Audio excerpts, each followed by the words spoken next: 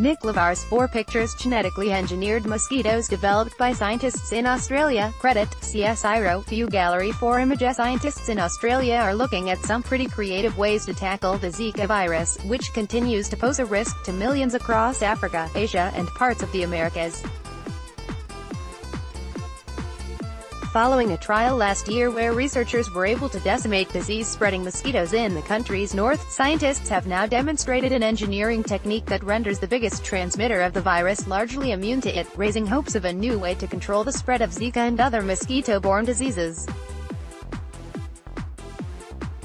The trials conducted last year were the result of a collaboration between Australia's James Cook University, scientists from the Commonwealth Scientific and Industrial Research Organisation (CSIRO), and U.S. mosquito-rearing startup Verily. The scientists set out to reduce the population of the Aedes aegypti mosquito in northern Queensland by infecting them with a naturally occurring bacterium, and were able to do so with great success. The Aedes aegypti mosquito is not only the biggest transmitter of the Zika virus, it is also the #1 disease vector for dengue fever, a carrier of yellow fever and of course the big one, malaria. For this reason, scientists have been attempting to use genetic engineering to limit the damage for some time, though never in this way specifically.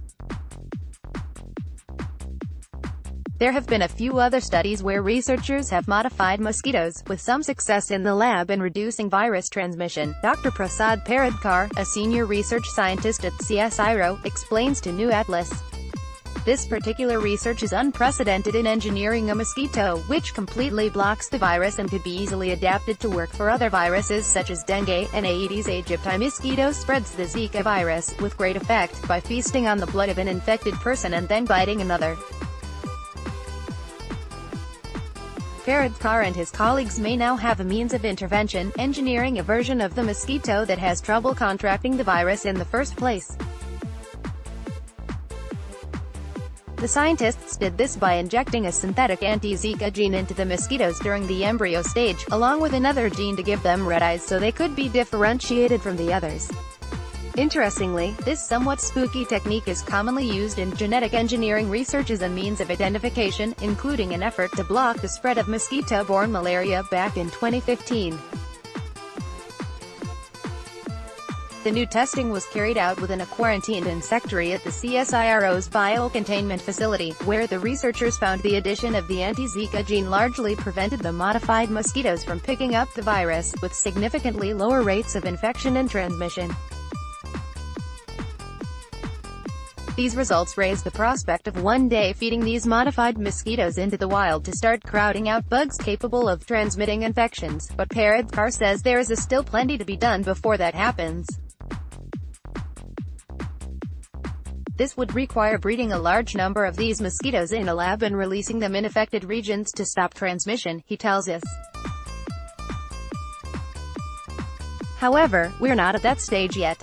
We need to conduct further experiments and risk analysis around the ecological safety of this work, and there would need to be well-informed public discussion and community engagement around this possible avenue, alongside with the necessary regulatory approvals, though the team faces some obstacles in getting the technology into the field. There is a precedent for pilots involving genetically engineered mosquitoes and the Zika virus, with the U.S. Food and Drug Administration approving a trial to that effect in 2016.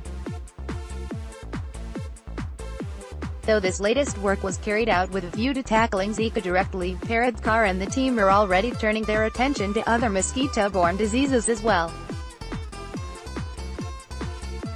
We are planning to test whether we can use a similar strategy to block mosquitoes from transmitting other viruses, he says.